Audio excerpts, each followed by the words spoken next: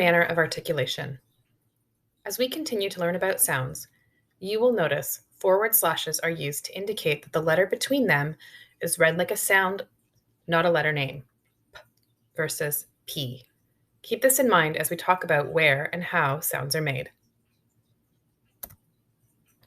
Earlier, we introduced the idea of place and manner of articulation. These two pieces of information tell you where and how sounds are made in the mouth. A sound wall uses these labels to group sounds together. This chart shows you sounds grouped by manner. As we go through and talk about how the sounds are made, make the sounds out loud. Notice the placement of your tongue, the shape of your mouth, and the airflow of your breath. Is your voice on or off? The first group is called stops. Put your hand in front of your mouth and feel for a puff of air. If you're opening your mouth a bit or lowering your jaw, you are adding a vowel. T versus t.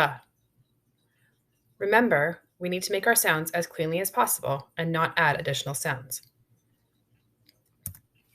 For nasal sounds, the airflow comes out of your nose. You cannot make these sounds with your nose plugged. Your lips, tongue, or teeth are causing friction with airflow to make the group of sounds called fricatives. These sounds are continuous. They can be stretched out. Airflow should be powerful. These sounds are easy to blend.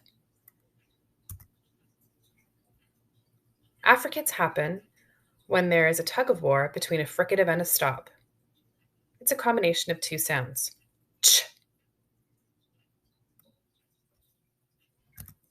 Glides blend into vowels that follow them. Y, y. Liquids float around in your mouth and are hard to feel. They can change depending on what's around them. Voiced or voiceless. Put your hand on your throat. Say v. Now say f. Can you feel the vibrations? Your students can too. This vibration is from your vocal cords moving. Some sounds come in pairs. They are made of the same parts of your mouth, but are different because your voice turns off or on. All vowels are voiced.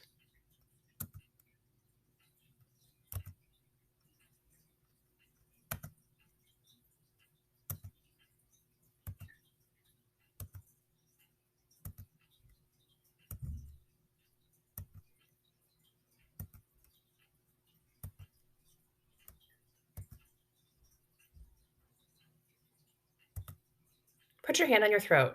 Try saying k. This sound is voiceless. You should not feel any vibrations in your throat. If you are saying k, you will feel your voice turn on from the vowel sound you are adding. This demonstrates why it's so important to make our sounds cleanly for students who will be sounding out words. Consider these letters and the sounds they make. If we pronounce the k and t with an extra vowel sound, when we blend the word together, we get ka-a-ta, ka-a-ta. Place of articulation refers to where in your mouth we are making sounds. You will see there are different ways to organize your sound wall. Being aware of where in your mouth sounds are made gives students another way to think about sounds. In this example of a sound wall, the sounds are organized from the left to the right, starting from the front of the mouth and moving to the back of the throat. You can talk this through by having students notice when they speak, the sounds going down each column will be in a similar place in their mouth, and as they move towards the right, the sounds will be further back in their mouth.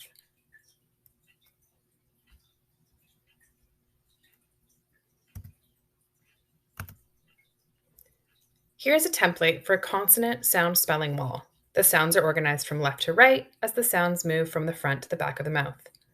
Voiced sounds are bold and shaded. Voiceless sounds are not. The categories labeled at the beginning of each row highlight the airflow and articulation, the manner. A sound anchor picture is near the phoneme. Phonemes are on the sound wall for adult reference only. In the next part of this module, you will see graphemes introduced to the sound wall. These are the spelling references for students. And we know you're thinking, how do I teach the students to make sounds? We've got you covered.